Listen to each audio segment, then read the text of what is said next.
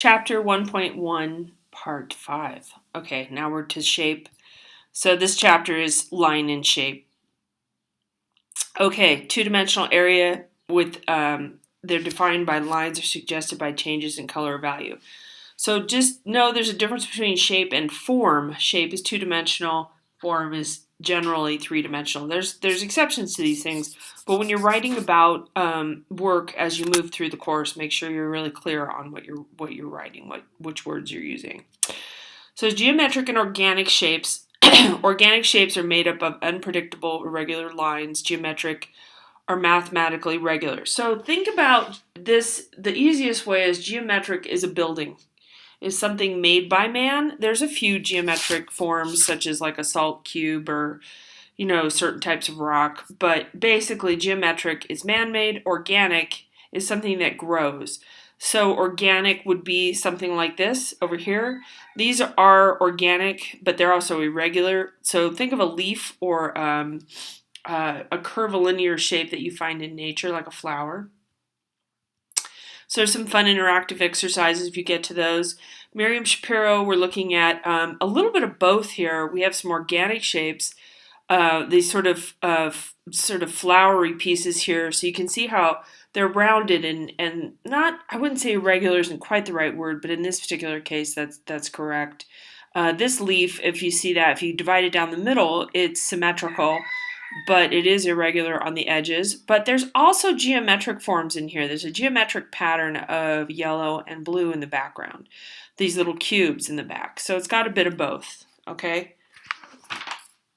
And then there's some detail on her work. Implied shapes are shapes that we see them, but they're not really drawn. Same way that implied line works, if it's irregular, if the line is not continuous. But like this pyramid is sort of implied, and we're going to look at an example here from the AT&T logo. This isn't a circle drawn, if that makes sense. These are a series of lines that make up a circular shape. So in that way, we imply it into a circle. When things are unfinished, artists do this quite often. Your brain is more active because you have to finish it in your brain, and that's why Impressionism is so popular, is because we interact with it in our own minds. We have to finish doing something called color mixing, but I'm getting a little ahead of myself. But you see how we're making a globe out of this? And then this part right here is a reflection perhaps from the sun, and so we see a highlight or a hot part here, and that makes us think it's three-dimensional as well. Okay, so recognizable symbol. Contrast. So there's two different states of an element. That's a little out there, but just know that contrast is like black and white or very strong color versus a muted color. And then you also have these different line qualities, regular and irregular line, geometric or organic shape. Positive shape or space is what it's called too, but we'll go with shape here, okay? And I'm going to show you a couple examples here. So obey, we're familiar with this image, but we don't really know why perhaps it's so powerful to us. But this heavy-duty contrast of the black and white, and this is exactly what it looks like. I used to see these around LA all the time years ago. And they were huge too. The one in the book is sort of small. I remember them being a lot bigger. At any rate, these positive and negative shapes are very strong, very strong. This is Andre the Giant, and his face has been abstracted and simplified into this black and white pattern. High contrast with the black and white. That's a very high contrast. But what we're looking at is positive shapes and negative space, okay? So right now, it goes back and forth. This is called figure ground reversal. So if we look at the forehead and we treat that like a positive space, then the eyes become a negative space, but that's not really accurate. But that's partly why our mind likes this piece, because we're looking at it, we're trying to figure it out. And that's an image of maybe that size is right.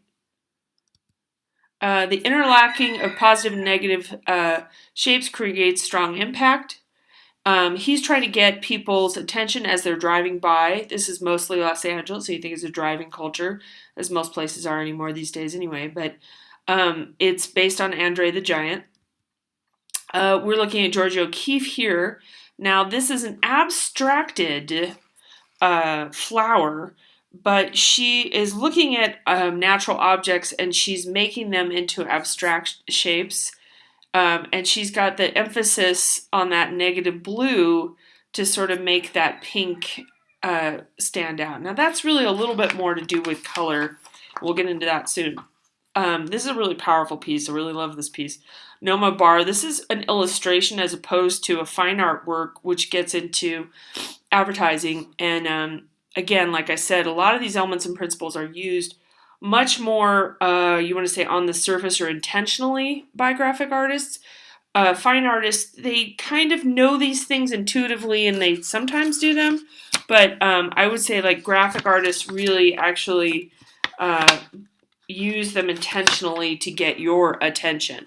So this has got a positive shape of the black gun, yeah, and then it's got negative of the beige. But then as we look into it, we see a face there, and the beige becomes the positive and the black becomes the negative with the blood dripping. So it's really conveying a message with what we call an economy of means, things that are economical, that are doing something with, like in this case, a limited color palette. It's almost 2 colors, it's got this tiny amount of red. And it's also done in a very simplistic way to include all the objects necessary to convey the message, but really with an object within an object, a face within the gun. It's a really powerful piece. But you've got figure ground reversal in that when you look at this, the gun turns into the background.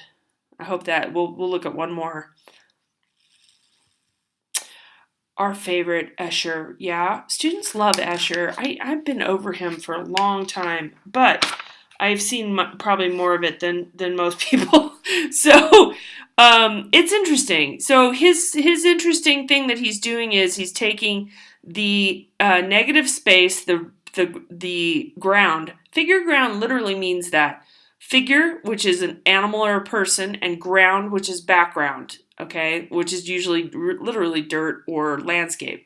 So the figure is this goose or duck, yeah, flying, and then as we go down, the duck or flying figure becomes the ground, and the fish becomes the figure. So he really liked to play with this figure ground reversal. So you can see the transition here where the duck flying bird gets more simplified and is starting to touch these things to create a figure, and then the fish gets more and more detailed as we go down. So figure ground reversal, the bird is the figure, the white is the ground, and then we come down and that negative space is starting to draw itself into a more distinctive fish, and the fish or the white area becomes the figure and the black becomes the ground. So it's a figure ground reversal. Okay, so there's a little bit more on that, and that's it. Oh my gosh, okay.